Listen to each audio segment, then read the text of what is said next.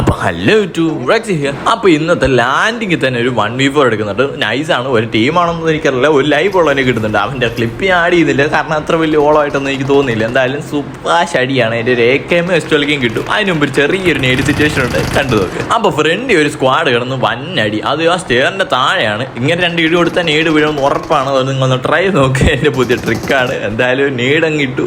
Third party നേട് എപ്പോഴും workout ആവും. ഒരുത്തനെ അങ്ങ് കുമ്മനടിച്ചു, അടുത്തനെ കുക്ക് ചെയ്യും. ഒരുത്തനോട് റിപ്പോർട്ട് എനിക്ക് ഫുഡ് കേൾക്കാം.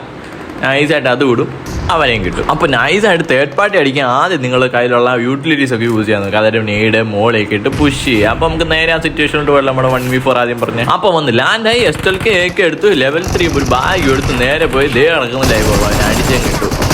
അവനെ അങ്ങ് ഞെക്കി എന്നിട്ട് നേരെ അങ്ങ് പുഷ് ചെയ്യും. ഇതിൻ്റെ അകത്ത് നല്ല 2-3 കൂട്ട് കേട്ടാണ് ഞാൻ നേട് മോളേക്ക് വാരി വലിച്ചെറിയാം. അത് എറിഞ്ഞ് കഴിഞ്ഞ് പുറകോട്ട് നോക്കുമ്പോൾ ഒരുത്തനെ അവിടെ ഇരുന്ന് റിവ് എടുക്കുന്ന ഒരുത്തനെ നേരെ കയറി അവനെ അങ്ങ് അടിക്കുക. SLK ബൊമ്മാർ 2 അടിച്ചു കഴിഞ്ഞാൽ ഒരുത്തനെ കൂടെ ഞെക്കി കഴിയുമ്പോൾ ടീമേറ്റ് ഒരു 6 ടീമേറ്റ് തൊട്ടെന്ന് ചോദിച്ചു അവനിട്ട് കൊടുക്കും.